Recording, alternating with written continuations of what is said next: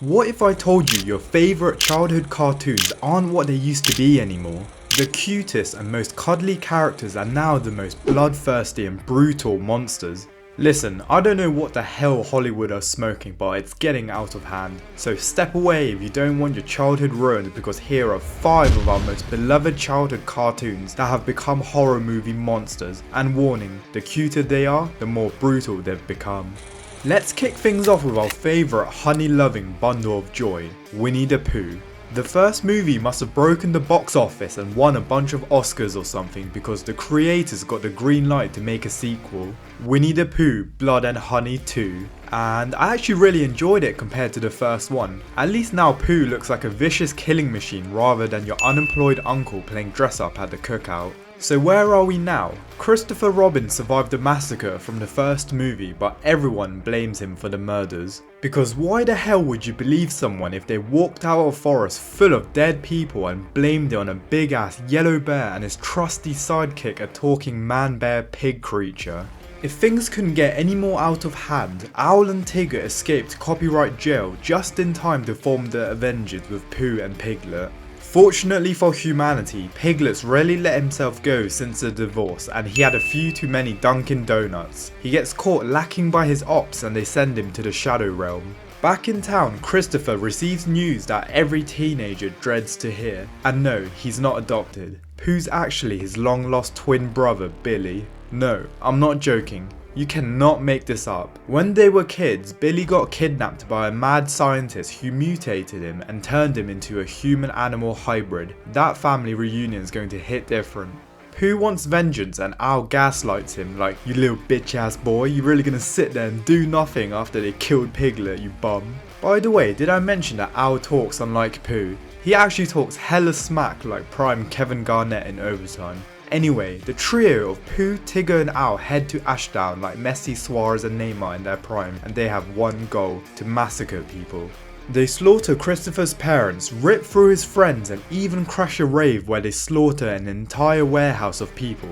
Tigger drops a tactical nuke with his 30 kill streak. But wait, Christopher's not letting this slide either. He confronts Pooh and a boss fight begins. They fight and Christopher gets the better of Pooh because as a brother you always know your siblings' moves. He puts an axe straight through his skull and begins aura farming. But of course, in the end credits, Owl and Tigger survive and drag Pooh's body away, swearing vengeance. Yup, they got Mickey as well. Mickey Mouse Trap House. No, just Mickey Mouse Trap. Except this isn't jolly old Mickey on a steamboat. This is Mickey with a knife and teleportation powers and a crippling phobia as well, which I'll get to in a bit. But for now, the story begins in an arcade. Employees Alex and Jaina get stuck on a late night shift when their boss finds a Mickey Mouse mask and puts it on as you do. He then turns into Disney's answer to Michael Myers combined with the mask. Meanwhile, Alex's friends show up for a surprise birthday party for her and cue the low-budget horror stereotypes. They decide that in order to have fun, they should give up their phones and leave it in a bag unattended. What? Mickey goes to town on them, racking up kills brutal enough to send Jason Voorhees into retirement. He spams the teleport and kill ability around like that one person spamming the only move on Mortal Kombat. In all fairness, the survivors actually try to fight back. Remember that phobia I mentioned earlier? Yeah, Mickey has a phobia of strobe lights. How convenient. To their credit, the teenagers trap him in a strobe lit jungle gym and beat the shit out of him with baseball bats like he owes them money. But of course, it doesn't last. Mickey cuts the power with his telekinesis powers and decapitates Alex and vanishes into thin air. Fast forward and Rebecca is in custody as the cops don't believe her because once again, why would you say Mickey goddamn hot diggity mouse was the one that slaughtered your friends? As a result, they rightfully leave Rebecca in jail, but in the post credits, Mickey frees her to recruit her as his sidekick. Yeah, that was goofy as hell, but not as goofy as... Look, with all due respect, Popeye's been my day one homie, but this movie's goofy as hell. The brilliant minds behind this movie sat around a table and asked each other, you know what would be a good idea? What, Bob?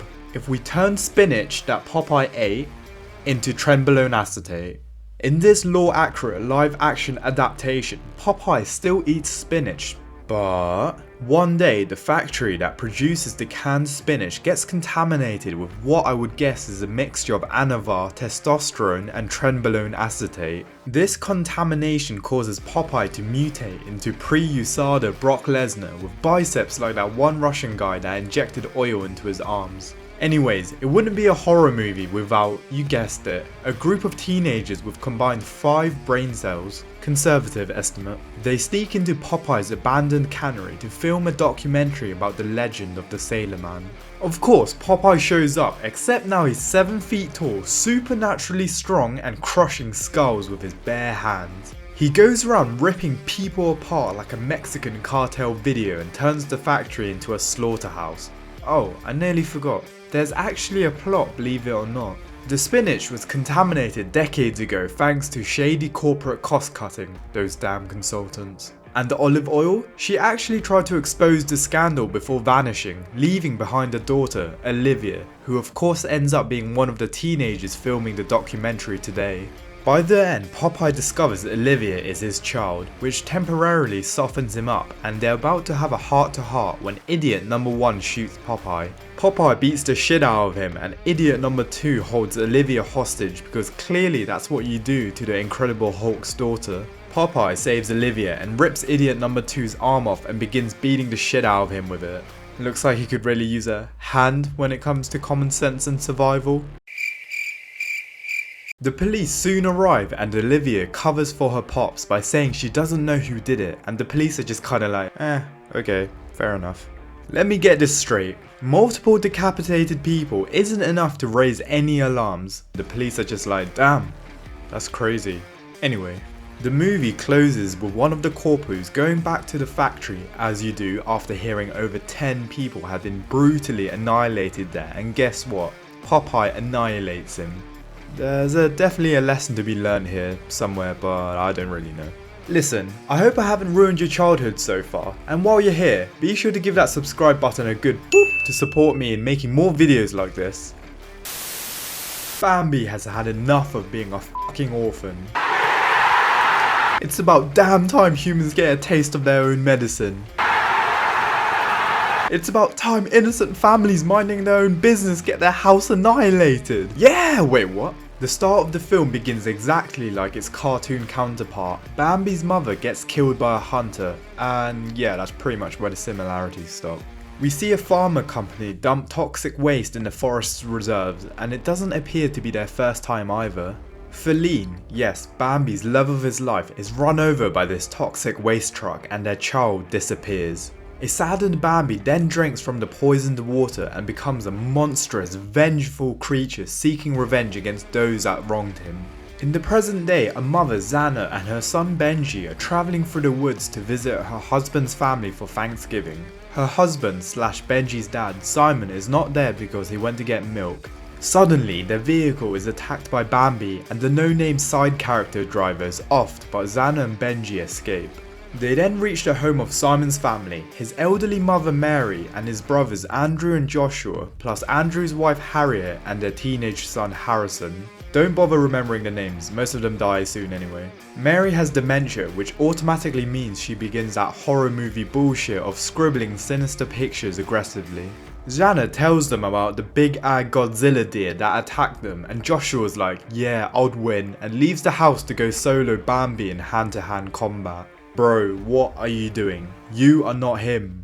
Meanwhile, a trio of hunters, Michael, Tyler and Eddie, have been hired by the farmer company to track Bambi. Joshua, who wandered into the woods, is accidentally shot by Tyler and they hide his body. Moments later, Bambi charges through, destroying the house. Harriet is torn apart in front of her family and friends, while the others escape with the van with Bambi chasing after them. Harrison gets left behind while trying to move a log while the van speeds off and he trips on a whole lot of nothing. Bambi is about to turn him into the finest 30% fat minced human meat until vibranium plot armor saves his ass. And how does Harrison thank the plot armor?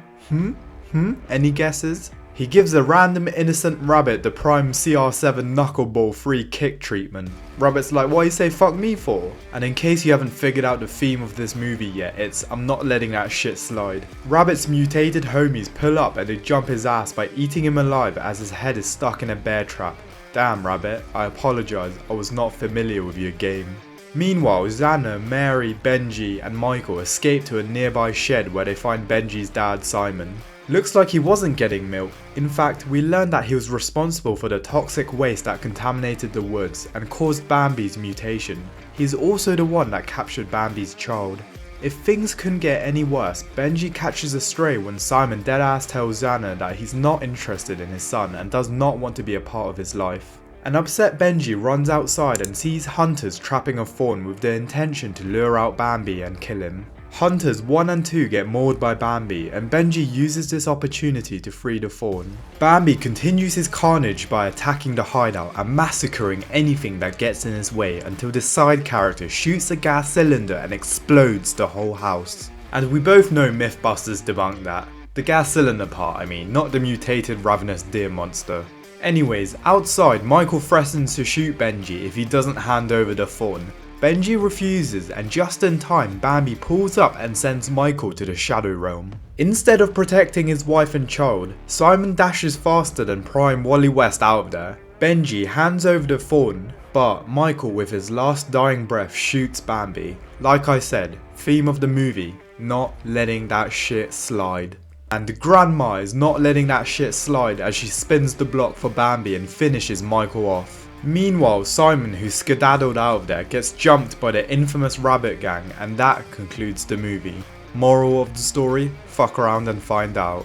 Next on Osama bin Hollywood's hit list is Mary Had a Little Lamb. Carla is a true crime radio host whose show has fallen off.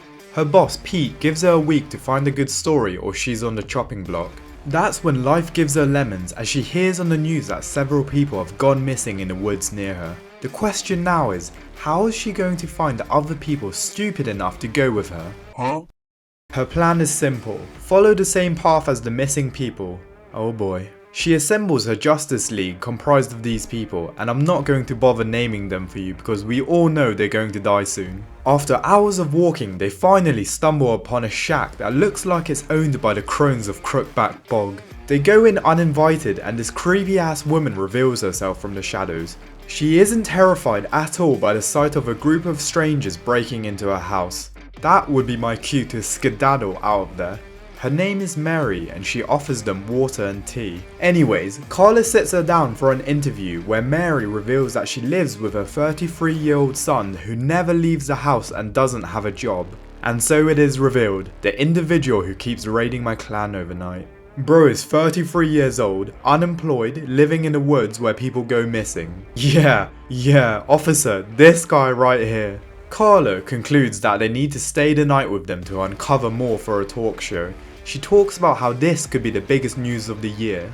Ma'am, you are the one that will be making it onto the news, and spoiler alert, you won't be the one presenting but rather on your family and friends t-shirts. What the group don't know is that Mary has been eavesdropping this whole time. That night, this NPC hears groaning, so does what any normal person would do and investigates it. She walks into the one room that creepy lady told her not to go into and gets slaughtered by Mary's little lamb. Except he's not a little lamb, he's built like John Jones. The unemployed lamb then leaves and wanders off into the forest where Mary and Carla go off to look for him the next morning.